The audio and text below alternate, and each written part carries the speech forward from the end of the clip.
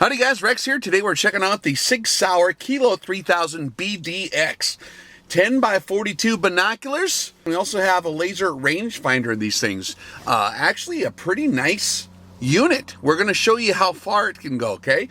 We're sitting up here, we found a good hill, and I got a rest. I'm going to use the window as a rest here to get pretty steady, but this thing can go pretty darn far here.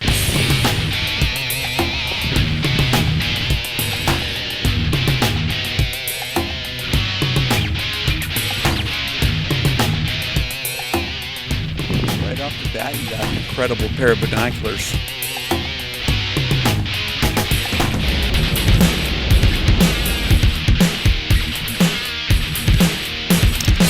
Alright guys, we're going to check out and see what we can find going on out here. 2262 juniper, 1900 this cliff face. These trees down in the bottom are about 800 to 600. 1760 to the scoria line. Pretty reliable readings. Let's take a look at the shaded area down there. 3133 down in the shade. If you guys can see the shaded area right here, we got a cloud shading that topography there. We can actually see quite a bit farther into that. We're getting readings at 3133. On the hillsides, 30.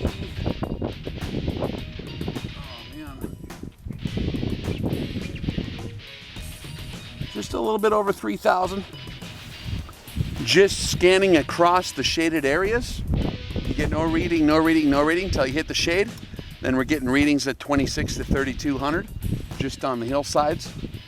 Get past the shade, no reading again. But that's just the physics of lasers and how the computer interprets the signal coming back. You got so much light coming back off a bright surface. Sometimes it's hard for this computer to make sense of exactly what's going on out there. 3216 to them juniper trees over the top of this bluff. Not bad. Over 3,000 yards on vegetation. Not bad at all.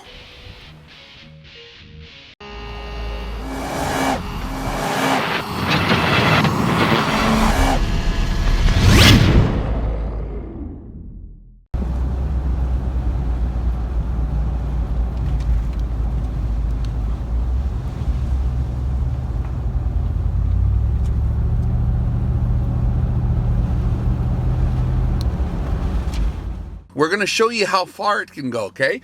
We're sitting up here, we found a good hill, and I got a rest. I'm going to use the window as a rest here to get pretty steady, but this thing can go pretty darn far here. So I'm checking out, down below we've got the highway. I'm going to see if I can find myself a car. All right, I got 3374 on that sign there. 3796 yards. Hey guys, Rex here. Exciting to take a look at the new KILO3000 BDX. This is a neat piece of technology. This is specifically set up to communicate with the BDX rifle scope, also made by Sig Sauer, as well as communicate with the 701 Fortrex and the 5700 Kestrels for your range finding and your ballistic computation. It's actually a pretty nice way to condense a lot of your equipment into one piece of equipment. You have your binoculars and your rangefinder, and a way to input some of the key pieces of information you're going to need for your firing solution directly into either your 701 or your 5700. So this set of binoculars is actually pretty nice just as a set of binoculars alone. First thing I noticed when I got it out of the packaged very nicely, of course, is that looking through them, it's a very nice set of binoculars. They're stout. They're built very well. They're a little bit heavy, but the optical quality is actually very good. It uses pretty good quality Japanese glass, and even if all your batteries were to go down and all the high-tech components of the unit were to completely be rendered useless, so it's a piece of equipment that's not completely contingent on the batteries and the technology to remain useful. It's actually a nice feature to be able to combine your laser rangefinder with your binoculars. That's one less piece of equipment you need to worry about in the field. And let's go into the details a little bit here. Take a look at what we're looking at. So for those of you that don't know, Sig Sauer has some new BDX technology. which when paired with the Sierra 3 BDX rifle scope, there's actually an onboard Applied Ballistics Ultralite calculator in the rifle scope that sends ballistic drop data via Bluetooth directly to the Sierra 3 BDX reticle. That provides you with an illuminated holdover dot and wind hold. You can download that BDX app for your iOS or your Android, and you can set up basic ballistic files and synchronize custom profiles to your Kilo for exact firing solutions. And as you guys know, the Applied Ballistics software is very, very comprehensive. You have access to their bullet library. There's a lot of stuff you can do, and they're continuously providing updates. So BDX stands for Ballistic Data Exchange capability.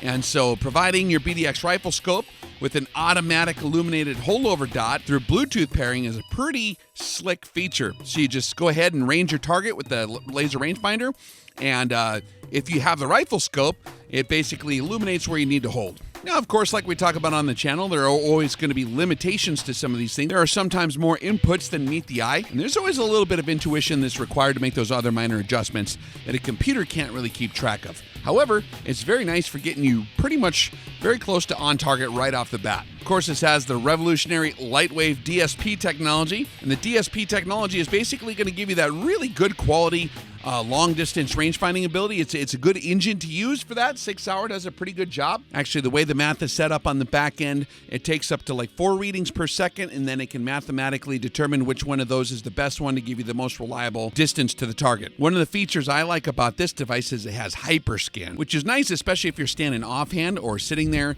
and you just need to hold down the button and you can kind of scan out there. You don't always get perfect reflectivity, especially at longer distances.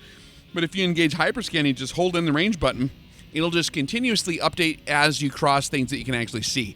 And so you can find stuff rather than picking out objects one at a time, clicking at them, seeing if you got reflectivity. You can just scan across the landscape, and if you pick up a reading, bam, it'll hit it, and then you can go back and double check it. It's a very nice piece of technology, and it provides 4 range updates per second while you're in scan mode with RangeLock, which is going to report that last range result when you're ranging your target. So if you're scanning over a piece of terrain, or you're going to hit something darker, or you're going to hit something with a little bit better reflectivity, it'll actually hold in that last range so that you can see what it was, and then you can go back and reconfirm that. In order to preserve battery life, these things are employing what they call low energy Bluetooth 4.0, and you can use that to synchronize up to 25, I think, ballistic profiles between the free Sig Ballistic app and the rangefinder. And so in order to update with your iPhone, you can go ahead and use the Bluetooth, and this Bluetooth will also communicate with your Garmin 701 Fortrex or your 5700 Kestrel. So you can use those as your ballistic engine, and that'll communicate with your laser rangefinding and binoculars. Very, very slick feature.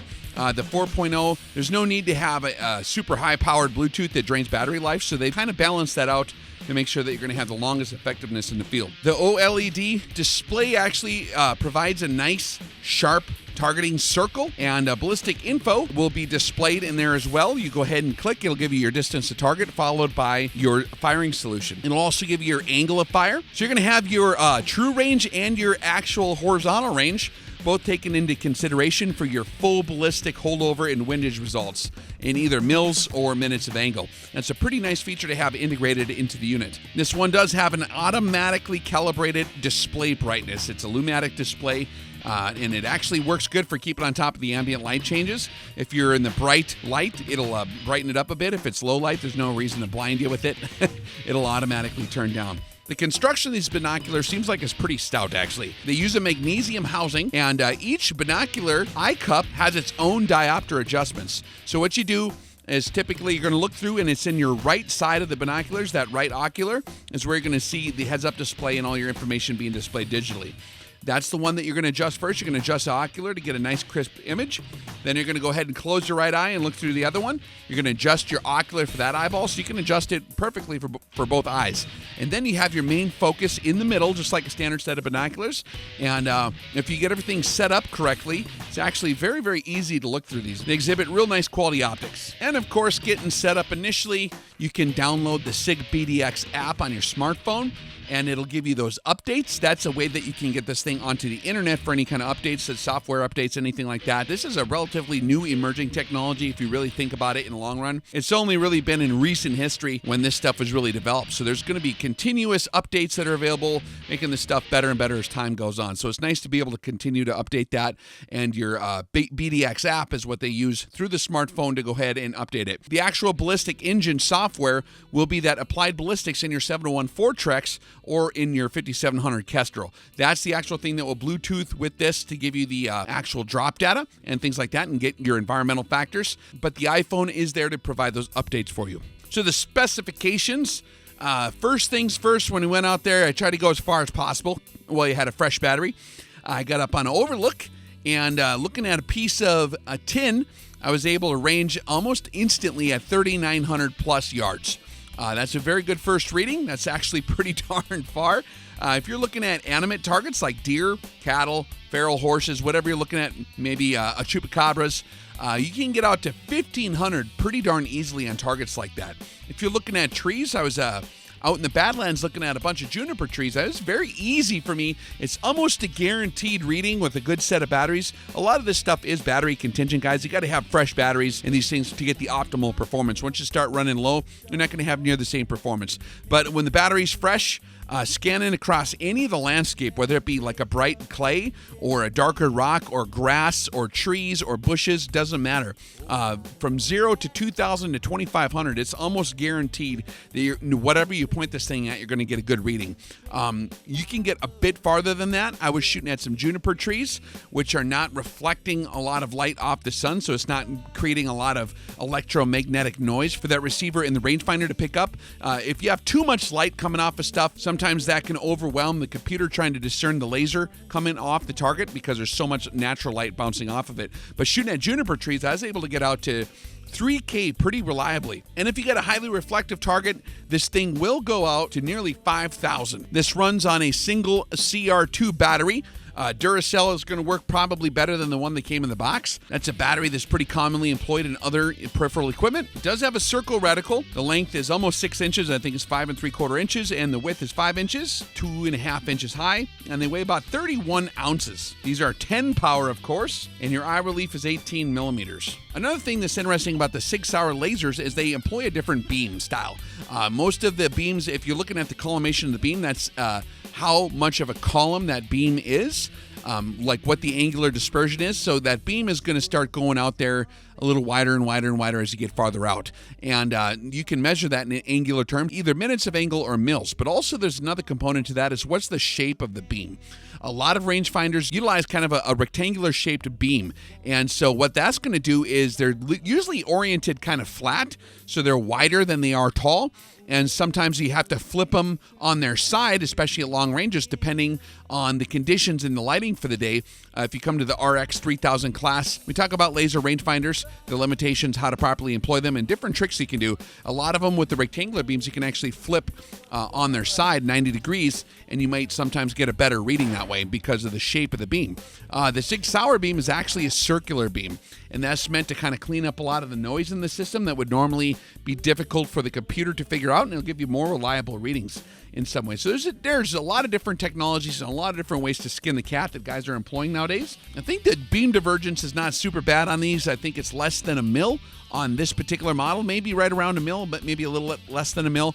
We can let some of our other third-party reviewing entities go ahead and measure that. I'm sure that'll be revealed in the various reports that'll come out on these.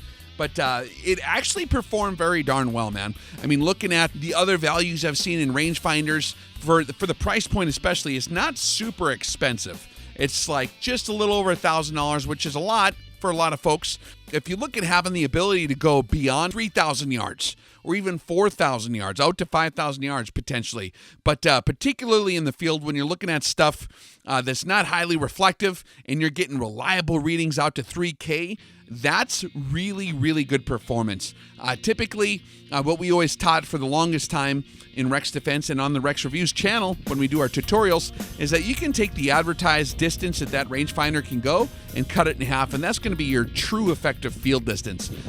It's getting better and better as the technology progresses. It seems like in the last year or two, stuff has really picked up the pace, and it's kind of plateauing now. It's actually getting very good, consistent, decent quality for the price point, and I think we're to that point where you can start spending your money and you don't have to worry about it being obsolete immediately. This is a nice set of binoculars. I really like the laser being integrated into the binoculars just by itself, even if you're not running the ballistic software or the optic in conjunction with this, which is another added nice feature. I have a whole diversity of different rifle optics that I use. Just having a set of binoculars to scan the landscape and then also get some good target reference points and range those is very, very handy by itself. Adding the value of having this thing be able to communicate via Bluetooth to other devices like your 701 Trex and even your Kestrel 5700 is just added value. Is that something I would rely on in the field myself? Probably not. I like to have multiple redundant systems. Of course, we do everything and transfer it into the analog anyways, if you're going to be in the field a lot. But it is cool to be able to have that. When it's working properly and everything's set up right and you work the bugs out of it and you use this thing, it's very slick and efficient. You simply point the binoculars at the target. It's going to communicate to whatever your ballistic engine is that you're running. If you got the 701 or the 5700, it'll actually display that firing solution in the binoculars for you. And so it's kind of a neat system. Another thing, too, is it'll actually communicate with your phone. So if you want to have a two-man team or a three-man team, you can give someone else the phone, and they can keep on top of what you're seeing as well, so you don't have to talk so much. Your spotter or your shooter, vice versa, can laze the target, and then the other one knows what you just read. And you can both kind of be on the same page, and you can both be visually assessing the information. If you have a spotter that is running the interface, the ballistic software, they can do their work to make sure that everything's squared away for that firing solution, there was no details missed, and it just makes the whole procedure a lot more simple and easy. So it's a pretty cool device. Check it out. Really nice set of binoculars by itself. I like to see this kind of stuff coming on the market that's in that affordable price range. Stuff like this just a few years ago would have been like multiple thousands of dollars. Like way, way, way, way more expensive. I was surprised at the price point being under $2K with these things and the way they performed. I mean, if you can get out there to 3,500 yards right off the bat, just screwing around, it's not bad. And that's without using support. It's another thing too, guys, is if you get a good, steady position, laser marksmanship is actually something that people overlook. You have to really have a steady position. Just like if you're putting the crosshairs on the target to send a bullet, that laser beam's only going to hit what you're exactly pointing at. And so just from sitting on the hillside, shooting offhand with the laser, we are still able to get very good readings out past 3,000 yards very easily.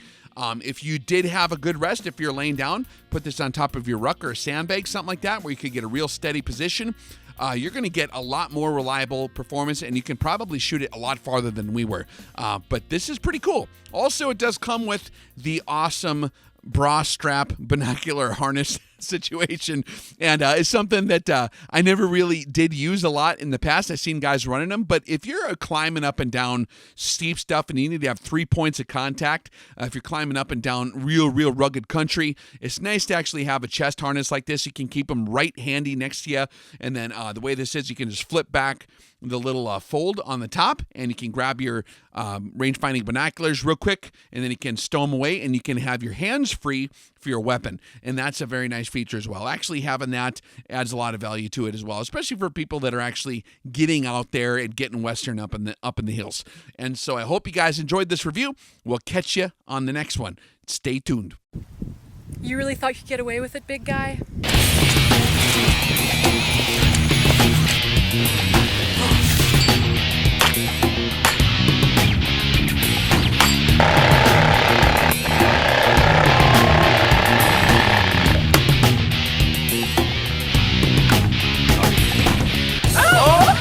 Got it.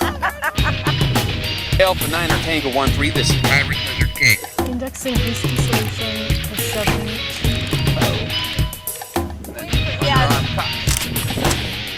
What in the hell are you holding? It's not sure. It's an MP49, it's a saw.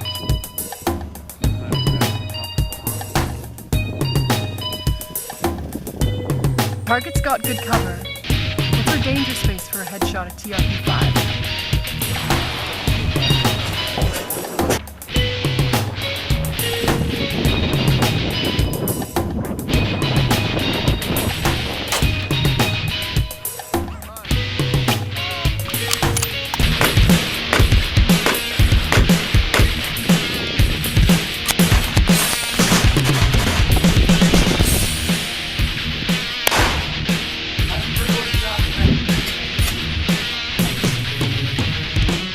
Hi, Mom. It's me and my pals. Say hi, guys. Yeah, dude. Oh, man. You're shorter than I expected.